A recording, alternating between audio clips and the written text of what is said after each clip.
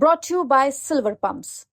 Top quality और consistent performance के लिए सिर्फ सिल्वर पंप्स, नाम याद रखना। इन दिनों उत्तर प्रदेश और नेपाल सीमा से सटे हुए जो भी बॉर्डर जिले हैं, उन सभी सीमावर्ती जिलों में जो सरकारी ज़मीन है, जो नो मैंस लैंड से बिल्कुल सटी हुई ज़मीनें हैं, जिस पर सरकार का नियंत्रण होना चाहिए, उस पर पिछले कई दशकों में लोगों ने धार्मिक स्ट्रक्चर खड़े कर दिए। कहीं मज़ार बनी, कहीं मस्जिदें बनी, और बाकायदा उस इलाके में यूँ तो डेमोग्राफी भी काफ़ी बदल गई है पिछले कुछ सालों में, पिछले कुछ दशकों में, लेकिन सरकारी ज़मीन बहुत कब्जे हुई। तो पिछले कुछ महीनों से सरकार का सर्वे चल रहा था, और इस दौरान अब उस तमाम जिलों में जो कि बिल्कुल भारत और नेपाल के बॉर्डर पर हैं, वहाँ के ऐसे धार्मिक स्ट्रक्चर को हटाया जा रहा है।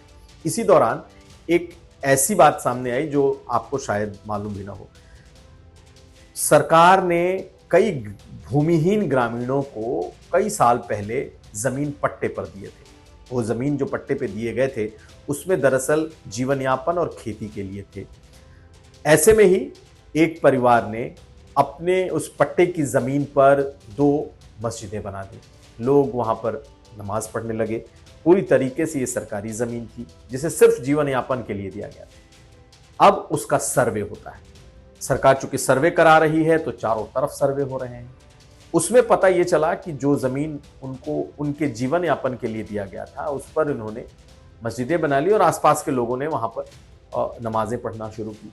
अब जब सरकार की नजर में आया तो सरकार ने उसका सर्वे कराया, और सर्वे के बाद सरकार ने एक रिपोर्ट दी, और रिपोर्ट ये दी कि भाई 16 तारीख तक आप इसको हटा दें। ये आपकी जमीन सरकारी जमीन पर बना हुआ ये स्ट्रक्चर है।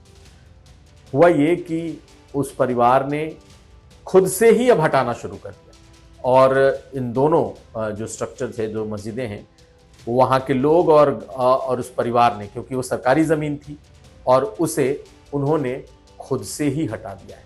तो ऐसी बहुत सारी चीज़ें निकल करके आ रही हैं, लेकिन ये हाल में जो सर्वे चल रहे हैं, अमूमन ज़्यादातर जगहों पर सरकारी ज़मीनों पर सरकार को हटाना पड़ा है, बुलडोज़र चलाना पड़ा है। लेकिन यहाँ पर चूंकि उनकी ज़मीन थी, सरकारी ज़मीन उन्होंने निजी तौर पर उसमें में उन्होंने इस्तेमाल किया और धार्मिक तौर पर इस्तेमाल किया, तो उन्होंने खुद ही इसे हटाया है। आप इन तस्वीरों को देखिए, आपको लगेगा कि किस तरीके का सर्वे और किस तरह की कार्रवाई इस वक्त इस भारत नेपाल सीमा पर चल रही है।